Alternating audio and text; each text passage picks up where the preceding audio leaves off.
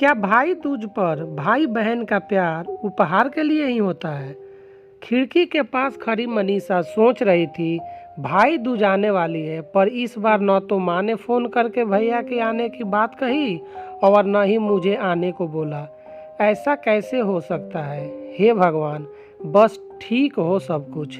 अपनी सास से बोली, माँ जी, मुझे बहुत डर लग रहा है, पता नहीं क्या हो गया, मुझे कैसे भूल गए इस बार। सास ने इजाज़त देते हुए कहा, कोई बात नहीं बेटा, तुम इस बार खुद जाकर देखाओ।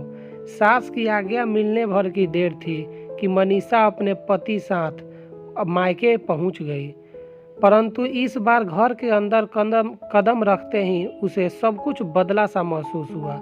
पहले जहां उसे देखते ही माँ पिताजी के चेहरे खुशी से खिल उठते थे, इस बार उन पर परेशानी की झलक साफ दिखाई दे रही थी। पहले भाभी उसे देखते ही दौड़ी चली आती और प्यार से गले लगा लेती, पर इस बार दूर से ही एक हल्की सी मुस्कान दे डाली। भैया भी ज़्यादा खुश नहीं दिखे।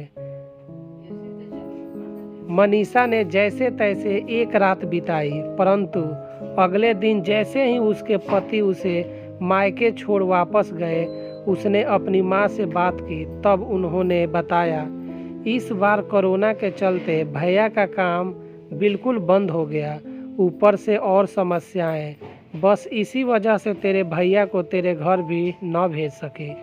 मनीषा बोली, कोई बात नहीं माँ, ये मुश्किल दिन भी जल्दी निकल जाएंगे, आप चिंता मत करो।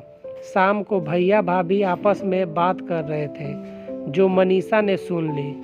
भैया बोल रहे थे, पहले ही घर चलाना इतना मुश्किल हो रहा था, ऊपर से बेटे की कॉलेज की फीस, परसों भाई दूज है, मनीषा को भी कुछ देना पड़ेगा। भाभी बोली, कोई बात नहीं, आप चिंता न करें, ये मेरी चूड़ियाँ बहुत पुरानी हो गई हैं, इन्हें बेचकर जो पैसे आएंगे उससे मनीषा दीदी को त्यौहार भी दे देंगे और कॉलेज की फीस भी भर देंगे। मनीषा को यह सब सुनकर बहुत बुरा लगा। भैया भाभी ने क्या बातें कर रहे थे? क्या मैं यहाँ उनको तंग करके कुछ लेने के लिए ही आती हूँ? वह अपने घर में आ गई।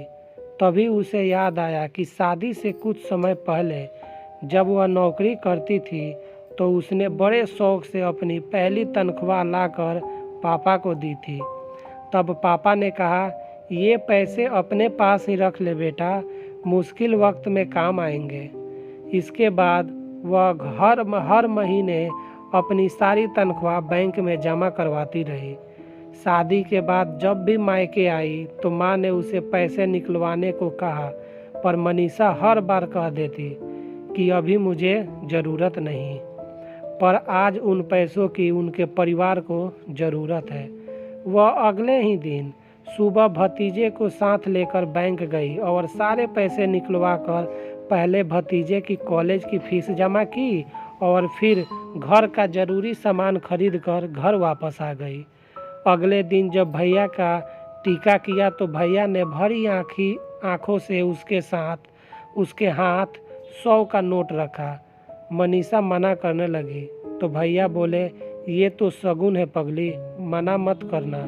मनीषा बोली, भैया बेटियां मायके शगुन के नाम पर कुछ लेने नहीं, बल्कि अपने माँ बाप की अच्छी सेहत की कामना करने, भैया भाभी को माँ बाप की सेवा करते देख ढेरों दुआएं देने और बड़े होते भतीजे भतीजियों की नज़र उतारने आती है।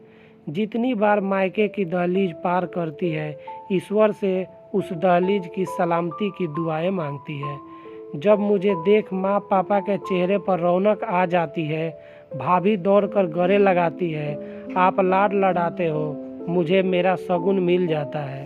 अगले दिन मनीषा ने मायके से विदा लेकर ससुराल जाने के लिए जैसे ही दहलीज के पार कदम रखा कि भैया का फ़ोन बज उठा। उन्हें अपने व्यापार के लिए बहुत बड़ा ऑर्डर मिला था। वे सोचने लगे, सचमुच बहन बेटियां मायके कुछ लेने नहीं बल्कि अपनी बेशकीमती दुआएं देने आती हैं।